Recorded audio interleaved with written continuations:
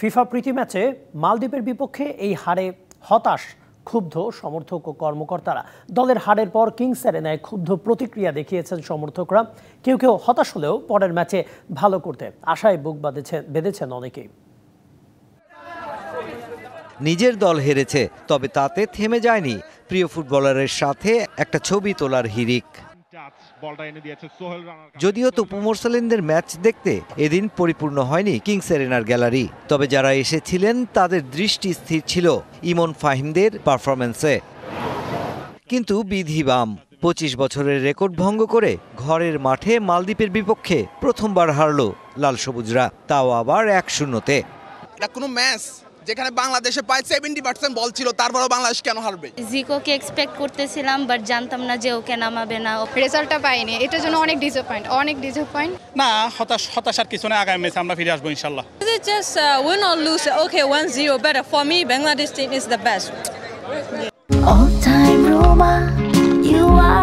All-time Roma. Taste it, love it. Club সংগঠকদের মতে প্রস্তুতি ম্যাচের অর্ধেকটাও দিতে পারলে বড় ব্যবধানেই জিততে পারত বাংলাদেশ। আর বাফুফে কর্তারা নজর রাখছেন ভবিষ্যতের দিকে। প্র্যাকটিস ম্যাচটা যেটা খেলছিল ওটা যদি 60-70% খেলতো, মালদ্বীপের সাথে অনায়াসে 2-0 গোলে জিততো। বিকজ অফ আমাদের ডিফেন্ডার আর গোলকিপার যে কম মাইছে ওদের দূরত্ব এবং আমাদের ফিনিশিং অভাব, এটাই আমাদেরকে ভুগাইছে। কিছু সময় যেতে দিন, ইনশাআল্লাহ ইমপ্রুভ করবে। তবে আমাদের ছেলেরা আজকে ভালো খেলেছে, খারাপ খেলেনি। They played well. যে কোনো পরাজয় থেকে শিক্ষা নিয়ে সামনে জয়ের দিকে এগোতে হয়। মালদ্বীপের বিপক্ষে ভালো খেললেও পরাজয় মানতে পারছেন না অনেক ভক্ত সমর্থক। কোচ হ্যাভিয়ার কাবরেরা খুঁজেছেন হারের কারণ আর চোখ রাখছেন পরের ম্যাচে। আমার পর্যবেক্ষণ হলো আমরা অন্তত 2-3 গোলে জিততাম, কিন্তু সেই পুরনো সমস্যাই আমাদের হারের কারণ। ফিনিশারের অভাব সবারই চোখে পড়েছে। তবে আমার মনে হয় এখন পরের ম্যাচে মনোনিবেশ করা উচিত। ম্যাচ শেষে সব শেষ মালদ্বীপকে হারানোর রাতের মতো চিত্র ছিল না এদিন কিংস অ্যারেনায়।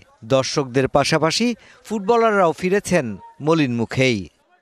16 তারিখ সেটা আমরা ইনশাআল্লাহ কামব্যাক করব এবং জয় নিয়ে আমরা শতভাগ ঘরে ফিরে যাব। লাল সবুজদের সাপোর্ট দিতে আসা এইসব ফুটবল ভক্তরা যদিও হতাশ হয়েছেন আজকের ম্যাচ হেরে, তবুও বুক বাঁধছেন আশায় পরের ম্যাচটা জিতবে তপু মোরসালিনরা। Mushfiqur Rahman, DBC News, Bashundhara Kings Arena, Dhaka.